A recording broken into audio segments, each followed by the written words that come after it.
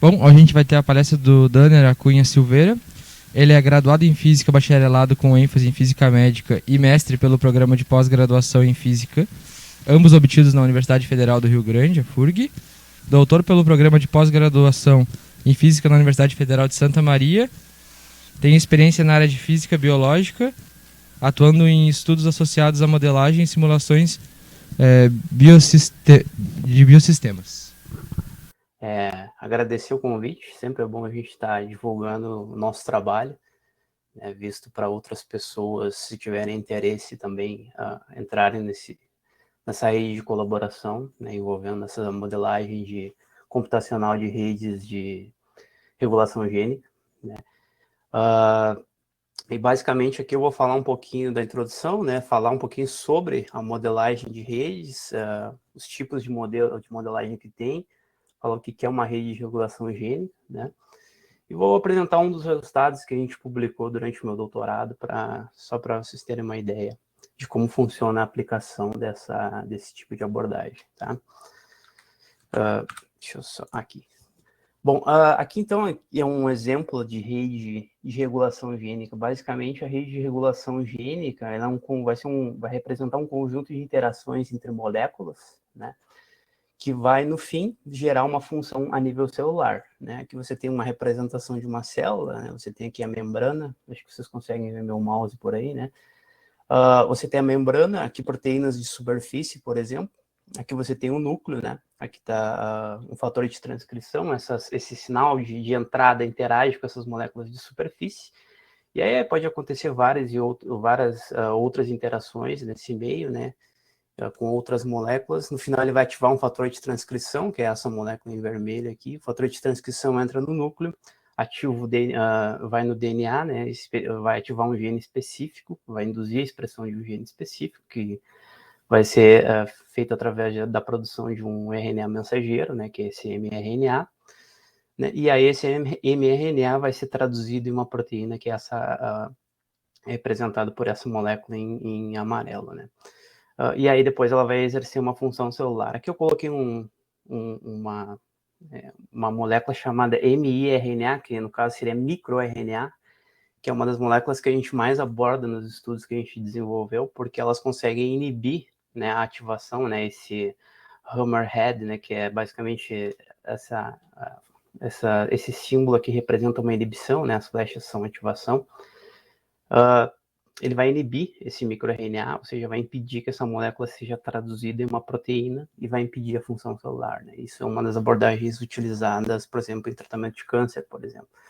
Você encontrando a função específica dessas moléculas, você consegue inibir determinadas funções celulares que favorecem proliferação, atividade metastática em câncer, por exemplo, né? Então, esse aqui é um exemplo bem simples, né, bem simplista de uma rede de regulação gênica, tá?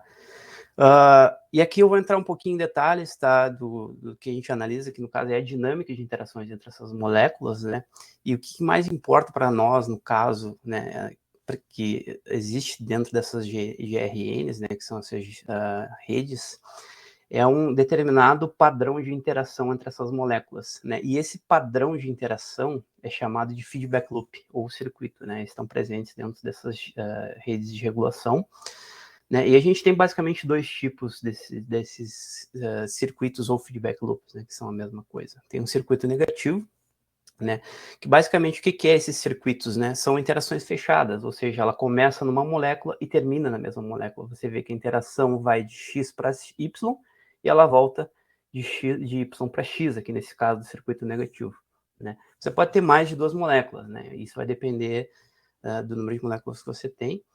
E o sinal do circuito, né, ele pode ser dividido em dois, circuito positivo ou negativo, vai ser dado pelo o número de interações negativas, basicamente. Se for ímpar, o número ímpar de interações negativas, que são sempre representadas por esse... em inglês é hammerhead, né, em português eu não sei exatamente o termo correto, mas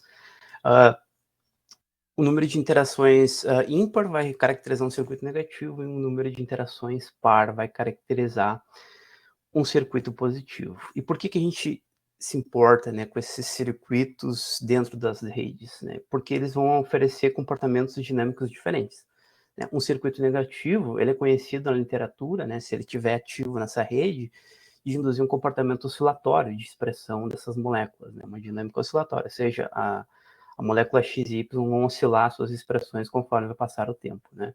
E no circuito positivo, por sua vez, ela vai induzir um comportamento multiestável, né? Ou seja, vai induzir uma multistabilidade celular, ou seja, a célula pode assumir diferentes fenótipos ou funções celulares, né? Então, você determinando as funções de determinados circuitos dentro da rede, você consegue inferir, basicamente, qual caminho que a célula vai tomar. Se ela vai tomar um caminho de uma função celular de suicídio celular, por exemplo, que é a apoptose, vai induzir uma função celular de parada de ciclo celular, ou parada de proliferação, né? E isso é determinado através desses circuitos, por exemplo. Então, você conseguindo identificar isso na rede, identificar o comportamento dinâmico, você consegue, de certa forma, inferir qual caminho a célula vai tomar para selecionar a função celular que ela vai, com o tempo, adquirir, né? Então, é por isso que a gente estuda esses tipos de padrões, né? Bom, aqui um exemplo na prática, né, de um circuito envolvendo a molécula P53 e MDM2, né? Aqui P53 é muito conhecida, principalmente relacionada ao câncer, porque ela é chamada proteína guardiã do genoma. Basicamente é ela que vai identificar, no auxílio da identificação de erros no DNA, que porventura, se esses erros não forem identificados, podem virar um câncer no futuro. Então, essa molécula é responsável por isso, e ela tem um regulador mestre, né, que é chamado por MDM2, que ele é um dos principais, se não o principal regulador dessa molécula, né? Enquanto o MDM2 inibe, que é representado por esse símbolo aqui, né, a P53 ativa. E aqui um exemplo experimental, né, desses dados. Basicamente, eles mediram a expressão dessas moléculas, né? Aqui seria basicamente a atividade, nível de atividade, e aqui o tempo, né, em horas, né, no eixo Y.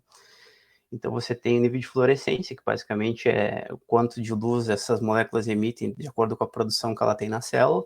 E aí você vê, basicamente, um comportamento oscilatório. Quando uma está para cima, com uma expressão máxima, a outra cai, e assim, e vice-versa, né? E aqui a gente tem um exemplo na figura de baixo aqui, né? Num circuito de uma rede um pouquinho mais complexa, né, que é uma rede publicada em um artigo da Science, que envolve, eu não vou entrar em detalhes aqui, tá, em moléculas, mas notem que tem circuitos positivos entre essa molécula aqui, SNAIL1, e o microRNA, né, que são os microRNAs que eu mencionei, eles são identificados por esse símbolo MRI e o microRNA em questão, 34, 200, enfim, tem vários. Né? Vocês notem que tem um circuito positivo aqui, uma interação que sai de SNAIL1, vai para o MIR34, que é uma interação de inibição, e, consequentemente, do MIR34 vai para o SNAIL1, né? Então, isso aqui caracteriza um circuito positivo, e é a mesma coisa que a gente tem para as moléculas de baixo ali, né? ZEB1 e microRNA 200, né? Que seriam sinais de entrada da rede, que seria o input, basicamente, né? O que é a TGF-beta e aqui as interações em si. Né? Mas eu não vou entrar em detalhes. A ideia aqui é só mostrar que o estudo dessa rede, do ponto de vista experimental, acabou, eles identificaram que gerou muita estabilidade justamente pela presença desses circuitos positivos, né? Que aqui na direita a gente tem esses gráficos aqui. O que eles estudaram aqui é uma transição chamada epitélio mesenquimal, né? Então, durante essa transição, você pode ter um estado epitelial, um estado mesenquimal e um estado híbrido, que seria entre esses dois, epitelial e mesenquimal. Né? Aqui você tem a porcentagem de células em cada estado, e aqui 100%, e aqui dividido de acordo com as cores, né? O azul seria epitelial, o verde híbrido e o vermelho mesenquimal. Né? Aqui você tem diferentes doses de aplicação, né? No meio de cultura, né? Desse input, né? Que é 0,5 nanogramas por ml, aqui 1,0, e aqui o tempo em dias. Você observa que, dependendo da dose que você aplica, você vai ter um comportamento muito estável, né? Inicialmente, as células estão, na sua grande maioria, em comportamento, um fenótipo, né, mesenquimal, que é a função epitelial, desculpa. Consequentemente, quando você aplica esse input, você observa uma muita estabilidade, a célula acaba adquirindo um fenótipo híbrido, lá no 15º dia, por exemplo, né? Híbrido e epitelial, e quando você aplica um nanograma, você tem um fenótipo híbrido e mesenquimal na sua grande maioria. Então, um comportamento bistável que foi identificado através desses circuitos aqui que eu mencionei para vocês. Isso aqui é só um exemplo na prática que a gente tem através desses circuitos nas redes, né? Aqui outro exemplo, só mencionando outro tipo de circuito, que é um circuito duplo negativo, né? Ele tem um comportamento chamado de um switch bistável, basicamente, quando um nó está ativo, o outro vai estar inativo, né? Aqui é a expressão e aqui é o tempo, né? Aqui as linhas representam cada molécula, né? Quando uma molécula está ativa, a outra está inativa, né? E esse é o comportamento do circuito duplo negativo, por exemplo, e aqui tem outro circuito negativo, né? Porque a gente tem uma interação negativa, um número ímpar. Consequentemente, a gente tem um comportamento oscilatório aqui, né? Enfim, relacionado a essas moléculas componentes. Não vou entrar tanto em detalhes aqui, porque não vem o caso, né? Então aqui eu vou falar agora um pouquinho da modelagem em si dessas redes, né? Basicamente, a gente tem, né, como as redes podem envolver um número muito grande de moléculas, né? Essas redes podem envolver, por exemplo, tem redes com mais de 1000 moléculas de interação, né? Então isso acaba, do ponto de vista experimental, sendo muito complicado de se fazer, né? De se analisar esse número muito grande de moléculas. Consequentemente, aí entra a modelagem computacional, para ajudar, né, a fornecer previsões para os experimentais, para que eles já tenham um caminho para analisar moléculas específicas dentro dessa rede que podem controlar, né, a decisão da célula assumir tal e tal função celular, né? Bom, então aqui a gente tem dois tipos, né, basicamente os principais, né, que é a contínua e a discreta, né? A gente tem a contínua sendo governada ali por equações diferenciais, basicamente, né? Só que a gente tem umas limitações que você precisa saber os parâmetros cinéticos de síntese de moléculas, por exemplo, para conseguir fazer esse tipo de modelagem, e esses parâmetros são complicados de se encontrar, né, por exemplo, para determinadas moléculas. Além de que equações diferenciais, né, você não consegue ter um número muito grande de moléculas devido a essas limitações, né, dos parâmetros, então os modelos acabam sendo limitados a um número muito pequeno de moléculas, né? Em contrapartida, você tem um tipo de modelagem que é discreta, que aí se você tem ali, você pode incluir um número muito maior de moléculas na sua rede, você vai... eu acho que é a grande porém dessa modelagem, que você não vai conseguir inferir parâmetros quantitativos, e sim mais uma ideia qualitativa dos seus resultados, né, associada a esse tipo de modelagem, né. Aqui eu vou entrar um pouquinho mais em detalhes na modelagem lógica, né, que envolve a modelagem discreta, que foi uma modelagem que eu utilizei no meu doutorado, né. Aqui é só um exemplo, né, para ver como que é feita essa discretização, né, da parte experimental. Aqui, por exemplo, a gente tem um gráfico de atividade, um exemplo fictício, né, de atividade de concentração no eixo Y e tempo, né, como varia de uma determinada molécula. E aqui você tem a discretização dessa mesmo gráfico, né? Você tem um sistema que vai caracterizado por inativo e um estado chamado de ativo, né? Isso vai depender da concentração e do efeito que essa molécula vai exercer na sua rede, né? Aqui é só para mostrar um exemplo de como que é feita essa, digamos, tradução, né, dos mecanismos biológicos para a abstração regulatória, ou enfim, a construção do modelo, né, que você tem, por exemplo, no exemplo mais acima aqui, né, você tem um fator de transcrição, R1, né, que ele vai lá no gene X, vai ativar a transcrição do gene X, o gene X vai ser traduzido, né, numa molécula, uma proteína, essa proteína X aqui aqui em gray, né, que é cinza, né, essa proteína ela vai sofrer um processo de fosforilação para se tornar uma molécula ativa, né? E isso, né, vai ser governado por uma quinase, que é o que faz esse processo de fosforilação de proteínas, né? Então, como é que você traduziria isso para um modelo lógico, né? A primeira rede ficaria R1 ativando R2, R1 ativa, R2 ativa X, né? E a regra lógica, como ela tem uma dependência das duas serem ativas, para que o gene X se transforme na proteína ativa X, você coloca a regra lógica, né, que governa a transição entre os estados inativo e ativo, uma regra lógica AND, né, porque existem AND, OR e NOT, né, basicamente envolvendo essas regras lógicas. Então você coloca para X ser ativo, que a gente representa por igual a 1, você tem que colocar que R1 tem que ser ativo, mais o R2, os dois juntos, por isso que entra o AND, né? Aqui é a mesma coisa, eu não vou entrar tanto em detalhes para não alongar muito a apresentação. Na segundo exemplo, por exemplo, a gente tem o mesmo esquema de fosforização, só que existe uma desfosforização, né? Que é controlada por essa molécula chamada fosfatase, né? Então, você traduziria isso, né, numa rede, né? Então, R1 seria ativando o X e R2 inibindo, porque ela desfosforiliza o X, né? Então, você entraria com um nota aqui. Então, ela vai ser somente X vai ser igual a 1, que é a proteína, ou seja, X vai ser ativo só se R1 for ativo e o R2 seja inativo, né? Isso é representado por esse operador lógico nota aqui. Então, esse é um exemplo. E aqui a gente tem o terceiro, mas não convém entrar em detalhes, é só um exemplo de demonstração, né? Aqui a gente tem um exemplo de uma rede, enfim, as funções lógicas associadas, enfim, eu vou mostrar que tem uma rede na figura A, né, que é representada por essas moléculas genéricas, aqui as interações, né, moléculas G4 até a G1, né, e aqui as interações, né, vermelhas são negativas e as verdes são interações positivas de ativação, né. Aqui as funções lógicas associadas, lembrando que as funções lógicas elas acabam saindo das regras que você coloca, né, que seriam associadas às funções lógicas, né, no caso que a gente tem aqui. E aí, como é que você simula isso, né? Como é que é representado essas simulações na rede? Eu quero identificar, por exemplo, nessa rede a gente tem um sinal de entrada claro G4, porque não tem nenhuma incoming interaction aqui, né, que é a interação, ele não tem nenhum knock regule G4, então ele acaba sendo nosso input, né? E como é que você regula isso? Você faz uma simulação para input 0 e input 1, né? Você escolhe um determinado estado inicial, né? E essa rede ela vai transitar, né? Essa rede vai transitar de forma assíncrona, vai ser governada por uma equação que está aqui embaixo, que é uma equação associada ao estado futuro, né? T igual mais 1, porque vai ser dado por passos, então o tempo é discretizado, então é etapas de tempo que a gente trabalha aqui, né?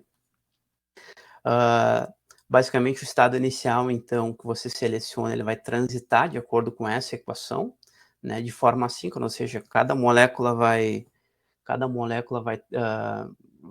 ter uma atualização única, né, porque existem duas formas, a síncrona e a assíncrona. A assíncrona, ela, digamos, todas as moléculas, elas alternam de estado ao mesmo tempo, e isso, do ponto de vista estocástico, não é muito bom, porque do ponto de vista multistável, né, que a gente está falando, porque vai atribuir um comportamento totalmente determinístico à atualização síncrona, né? Ou seja, a condição inicial vai definir o seu estado final, né?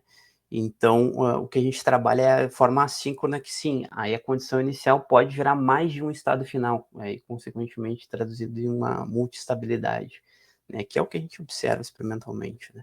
Então, aqui a gente usa essa forma de atualização, né? Cada nó atualiza individualmente, ele vai ser atualizado através dessa equação. Aqui o K seria a função lógica associada, né, nessa molécula, aqui o G seria o estado no tempo T, e aqui uma função sinal, né, que dependendo de quanto que vai dar nesse meio, que ela vai assumir um valor ou outro, né, que é só um exemplo de atualização. Para input, por exemplo, G4 igual a 0, a gente tem que esse estado inicial aqui, né, esses dois estados iniciais, eles vão transitar para esses estados em roxo aqui, cada quadradinho desse representa um estado dessa rede toda, e cada um dos números aqui, 0 e 1, lembra, 0 é inativo, 1 é ativo, né, vai representar o estado de G1, G2, G3 e G4, né. Então, nota que quando esses estados iniciais eles transitam, eles ficam presos, né, em um que a gente chama atrator cíclico. Aqui é um exemplo justamente para mostrar isso, né? Eles ficam transitando entre esses mesmos estados que estão marcados em roxo. Então, o sistema fica preso nessas transições aqui. Isso a gente chama de atrator cíclico, que representaria um comportamento oscilatório da expressão da ativação, né, no caso dessas moléculas. E no caso para input ativo, né, a gente tem um comportamento diferente, né? Notem que a gente tem esse estado aqui em amarelo, né, que dependendo dos estados iniciais, depois você partir, ele vai chegar nesse estado amarelo, e notem que ele não tem saída, ele não transita, cada flechinha representa uma transição aqui. E então isso caracteriza um estado estável na rede, né? Então, Esse aqui é só para demonstrar como é que funciona a dinâmica, enfim, desse tipo de modelagem lógica, né? Aqui é só para mostrar quando você tem um comportamento multiestável, né? Você tem aqui, por exemplo, dois estados iniciais na parte mais acima da figura, né? Desse gráfico de transição de estados, que é o STG. Aqui são os estados intermediários e ele chega nos estados finais, né, ou atratores, né, enfim, que aqui são estáveis porque eles não têm ponto de saída, que seria uma bistabilidade, né, que seria, dependendo da sua condição inicial, você não consegue determinar o seu estado final, então isso acaba caracterizando um comportamento não determinístico na sua dinâmica, né.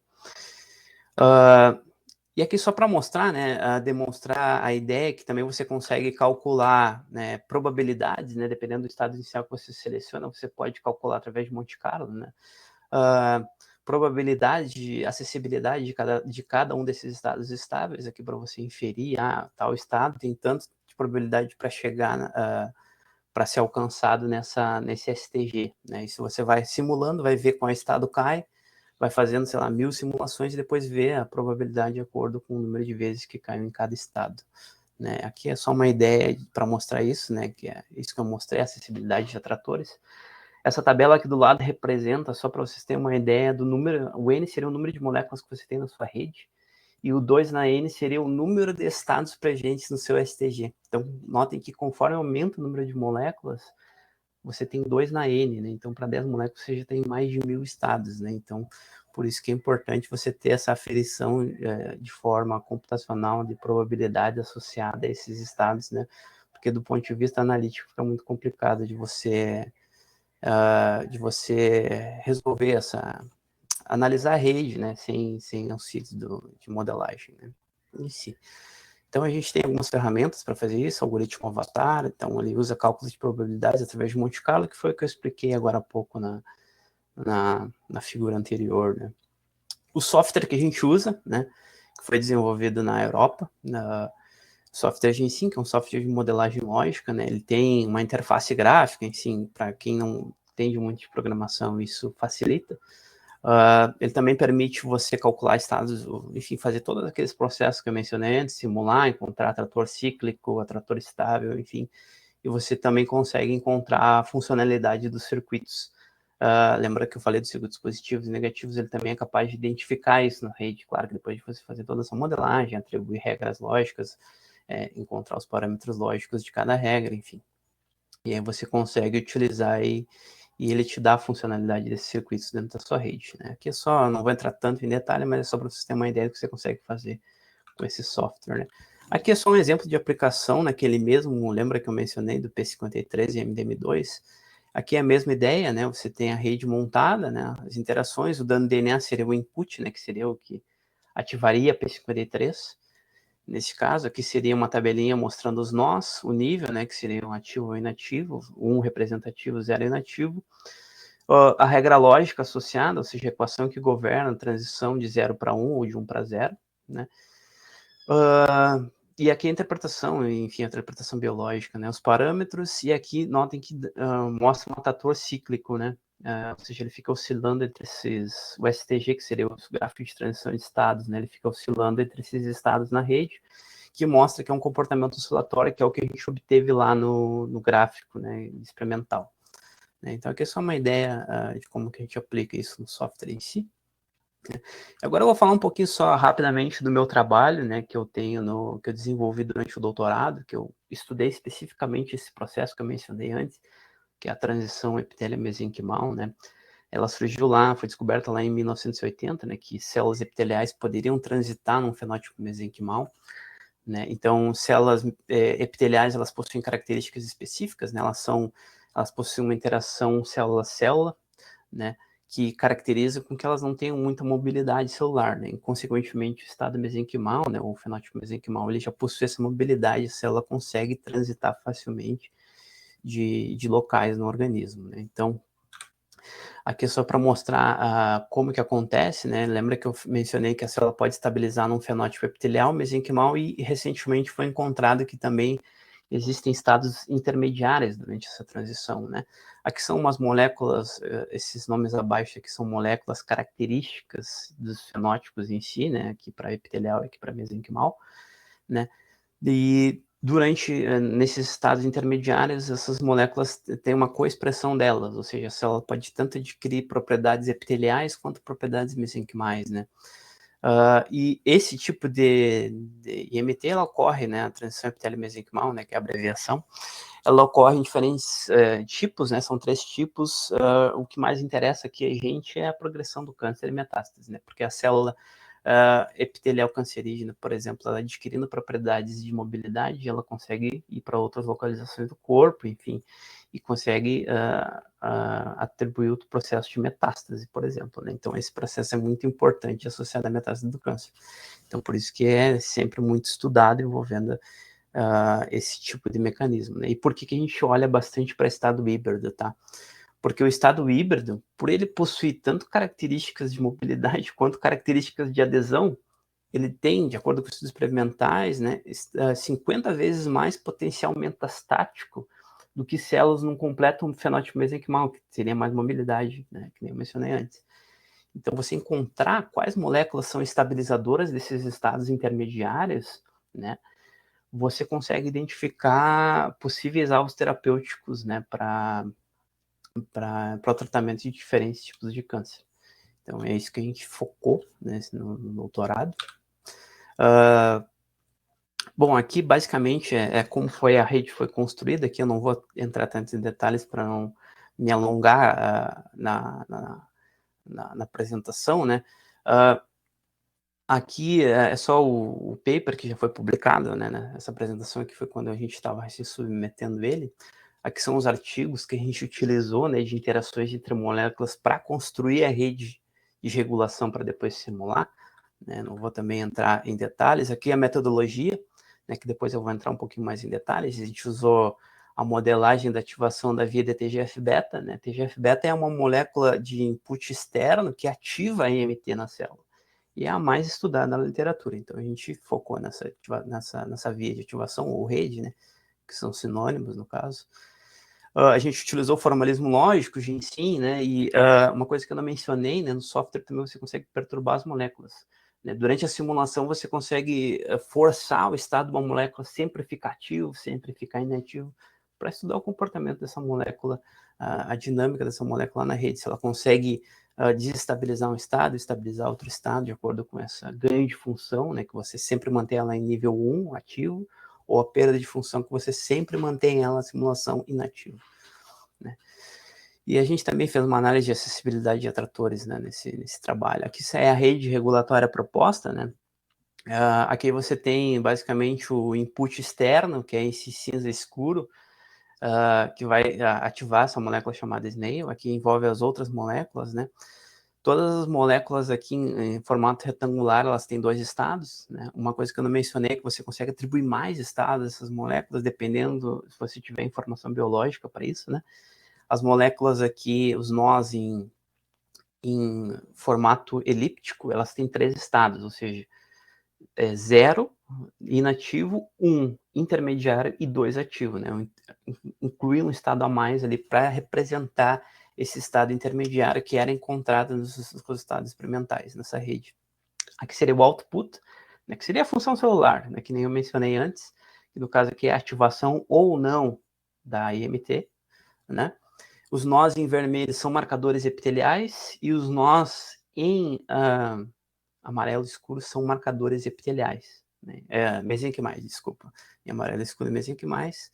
E aqui em roxo seria só para representar que não seria mais associado, não seria um gene em si, seria mais um ácido formado por essa molécula a RAS2, que também tem um efeito de ativar essa molécula chamada de ZEB1, né? Lembrando que aqui em verde são interações de ativação, em vermelho interações de inibição, tá? Então aqui só para passar uma ideia, aqui são os estados estáveis, tá? Que são aqueles mesmos estados aqui que eu mencionei antes. Deixa eu só mostrar para vocês, que são esses estados aqui, basicamente. Lá no final da STG eu peguei os estados e representei nesse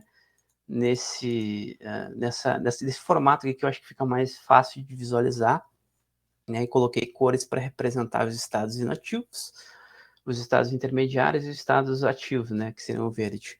Aqui as linhas representariam os estados dos nós, né? As linhas, não, desculpa, as colunas, e as linhas seriam o estado do modelo como um todo, né? E o que a gente obteve aqui, né?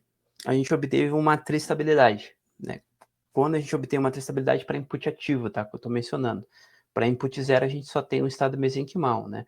Que seria o input aqui em vermelho. Você observa que nessa linha aqui, né, a gente tem só um estado epitelial. Como é que eu caracterizei isso? De acordo com as moléculas lá que estão ativas aqui em azul, que são marcadores epiteliais.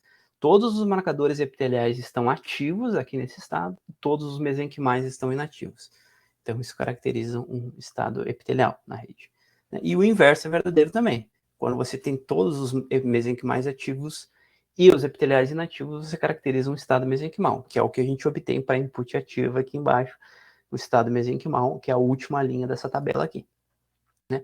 E entre esses estados, a gente obteve um estado híbrido, ou seja, tem moléculas expressas ou ativas, tanto marcadores epiteliais quanto marcadores mesenquimais, né?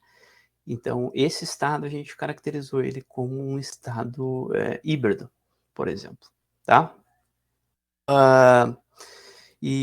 Bom, aqui eu acho que é mais ou menos isso, era só para passar a ideia das simulações que a gente fez naquele modelo, né? Eu não cheguei a mostrar as equações lógicas envolvidas para cada molécula, mas isso não vem ao caso, né? Aqui é só um exemplo de comparação com os dados experimentais publicados pelo artigo, um artigo publicado na Science, né? As referências vão estar no final dessa apresentação, se alguém tiver interesse depois, né, de verificar. Aqui eles têm o nível de expressão de RNA, né? A expressão dessas moléculas, basicamente, que expressão é o nível de produção dessa molécula na célula, né? Aqui é a expressão relativa, ou seja, tudo abaixo de 1 significa que essa molécula está regulada para baixo. E tudo acima de 1 significa que essa molécula está regulada para cima, ou seja, ela está mais expressa em câncer do que em controle, por exemplo. Né? Então, aqui, por exemplo, os backgrounds aqui, né, em azul, verde e vermelho, caracterizam os diferentes estados que eles encontraram no experimento, né? Background em azul é epitelial, background em verde é híbrido e mesenquimal é background em vermelho. Isso serve para todos os gráficos, né?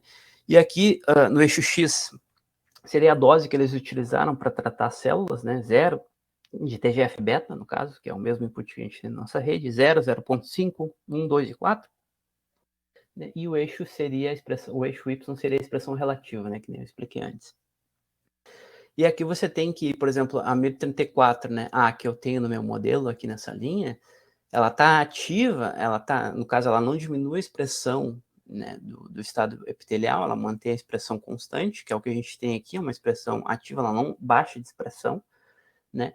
No estado híbrido e no estado mesenquimal, já tem aqui essas aspas aqui representam significância estatística, né, envolvendo esses dados.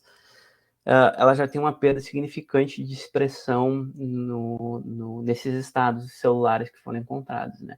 E isso vale também para as outras moléculas. Por exemplo, a snail está ativa no estado híbrido e mesenquimal, que é o que a gente tem aqui, basicamente, né? Nessa linha que eu acho que o mouse vocês estão conseguindo ver, né? Snail está ativa, que ela está verde, e no híbrido e no mesenquimal, que é o que eles obtiveram aqui, né? O microRNA 200 é a mesma coisa, ele só tende a diminuir a expressão mais para o estado mesenquimal, né, que ele baixa mais, que é o que a gente tem aqui, por exemplo, só no estado mesenquimal, essa molécula aqui, o microRNA 200, ela vai cair a atividade, vai para inativo, e a ZEB1 ela só vai ser ativa, no caso, no estado mesenquimal, né? Então, que é o que a gente tem aqui, basicamente, a molécula ZEB1, ela está somente ativa no estado mesenquimal, né? Então, é só uma ideia de como foi feita essa validação, né? Enfim, você vai na literatura para verificar dados compatíveis com uma modelagem que você está fazendo e verificar se os seus níveis de atividade estão coerentes com a literatura ou não, né? Aqui, eu não vou entrar tanto em detalhes, mas é só para mostrar também, aqui a expressão relativa também, né, a mesma ideia, baixo de 1 ele está regulado para baixo, né, aqui a TGF-beta foi aplicada por 2 dias, né, enfim,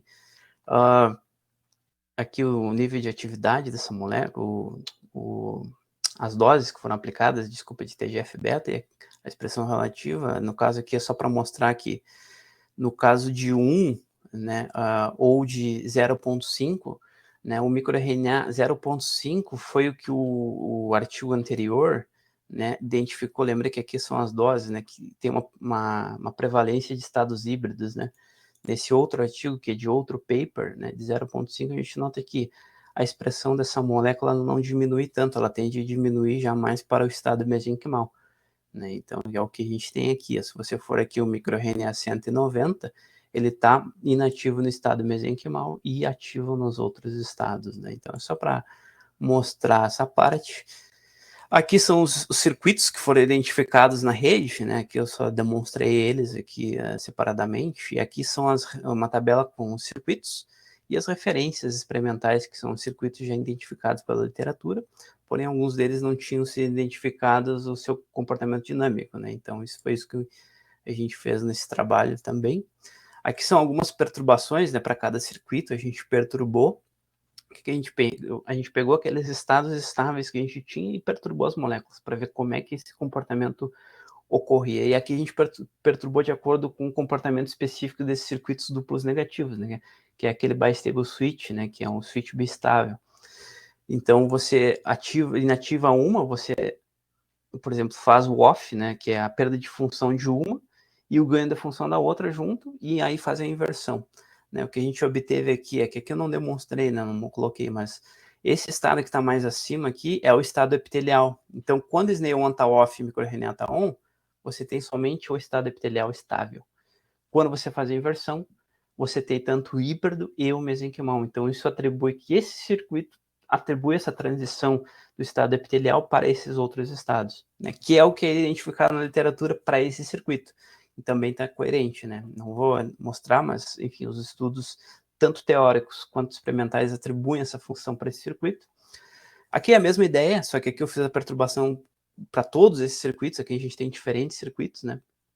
E aqui eu fiz todos juntos. Peguei a molécula mesenquimal, coloquei ela ativa e os epiteliais inativos aqui embaixo e fiz o inverso, né, na perturbação de cima. Aqui eu obtenho um comportamento diferente do circuito de cima, né. Para só o nó mesenquimal ativo, a gente tem somente o estado mesenquimal. Quando você inverte, né, você tem tanto epitelial e híbrido, né. O que isso caracteriza uma transição tanto do E e do H, né, do epitelial e o híbrido, para o estado mesenquimal, que também parte desses circuitos, 2 deles já tem essa atribuição nessa função. Isso depois eu vou discutir na próxima figura. A gente fez aqui a mesma coisa, só que como aqui só tem marcadores mesenquimais, aqui então todos vão ser off ou todos vão ser on. Aqui é a mesma ideia, né, e vai estabilizar somente o estado mesenquimal. Né? E aqui também é a mesma ideia, né? Só que aqui tem um marcador, lembra que nós em azul são epiteliais, né? Você faz a mesma ideia que eu falei nos circuitos de cima, você obtém basicamente os mesmos resultados. Né? E como a gente gostaria de identificar quais são as moléculas estabilizadoras do circuito híbrido, a gente pegou, né, e perturbou os marcadores epiteliais dos circuitos que faziam uma transição do fenótipo híbrido para o mesenquimal, que são esses aqui, né, e esse aqui de baixo também. Esse aqui não tem marcador epitelial, então isso acabou não nos interessando, né, porque são os marcadores epiteliais que acabam sendo muito influentes na estabilização desses estados. Então, aqui a gente, em vez de perturbar essa ZEB1 junto, a gente perturbou todos, inativou todos os circuitos aqui, estabilizou eles através de uma perturbação off, atribuiu um valor inativo para todas essas moléculas e a gente obteve a perda de estabilidade justamente do estado híbrido. Ou seja, todas essas moléculas aqui são estabilizadoras do estado híbrido, né? E aqui, para esse outro circuito, a gente não obteve, né? O estado híbrido, vocês vão notar, né? O output, que é o IMT, o vermelho seria o epitelial, né? O amarelo, o híbrido, e o verde, o mesenquimal, no caso, né? Então, note que o estado híbrido ainda está presente aqui. Então, esse circuito não tem influência, mas esse sim. Né? Aqui é só um resumo dos resultados que a gente obteve, de como que acontece, como que esses circuitos, qual bistable switch, ou qual sinal de ativação e inativação do circuito induz o estado híbrido, mas aqui eu não vou entrar tanto em detalhes. O resultado principal do artigo é justamente que dois daquelas moléculas presentes naqueles circuitos, que é o microRNA 200 e esse GRHL2, eles são estabilizadores já conhecidos na literatura. Porém, esses dois, microRNA 340 e o 1199, não. Então, essas seriam as previsões do modelo que a gente forneceu para uma futura análise experimental, né, desses dados. Bom, eu não vou entrar tanto em detalhes, né, para não alongar muito a apresentação, mas aqui é só para mostrar que o resultado do microRNA 340 ele pode estar coerente com a literatura, né? Aqui é o mesmo gráfico que eu mencionei anteriormente, aqui as doses de TGF-beta aplicada, níveis de atividade do microRNA, né? O Zhang lá encontrou que 0,5, né? Ele tem um nível de atividade, o Zhang, que seria esse artigo com os dados da direita aqui que eu mencionei anteriormente, né? 0,5 você tem uma atividade maior de estados híbridos no seu sistema. E aqui o microRNA ele se mantém ativo, né? Vocês veem que a expressão dele não baixa, né, para 0,5 de atividade, que foi o que a gente obteve nos nossos estados lá, né? O microRNA ele é ativo, esse 340 no estado híbrido, por isso que ele é um estabilizador, né? É um resultado que mostra que o nosso modelo pode estar coerente, né, com essa informação. Do microRNA 199 a gente não tem esses tipos de dados, aí precisaria de uma validação experimental mais robusta, né? E aqui somente um resumo dos resultados que eu mostrei ali, né? Que a gente explicou basicamente comportamentos já conhecidos e forneceu previsões associadas que não se tem na literatura envolvendo essas moléculas aqui, do microRNA 199 e o microRNA 340, né? Aqui é só um resumo do trabalho, não convém ao caso, é só para mostrar um pouco da aplicação. E aqui o que a gente está trabalhando agora é que seria associado a câncer infantil, né? Que eu estou trabalhando, tendo uma bolsa de pós-doc no Instituto do Câncer Infantil, né? Então a gente está estudando em particular, a gente já está em processo de escrita de um paper, de um modelo desenvolvido para esse tipo de sarcoma aqui, que é o sarcoma, que é uma fusão cromossômica entre dois genes, né? Enfim, esses genes se fundem e, consequentemente, eles acabam desencadeando um processo de um câncer muito agressivo, né? Tem muita proliferação, né? Metástase é muito frequente, enfim, então seria o primeiro modelo, né? Porque tem poucos dados envolvendo esse câncer ainda. Seria o primeiro modelo que a gente está desenvolvendo para esse tipo de tumor, né? Então, é só uma ideia dos trabalhos que a gente está desenvolvendo. E aqui é só as referências dos trabalhos que eu mencionei antes, E eu acho que era isso.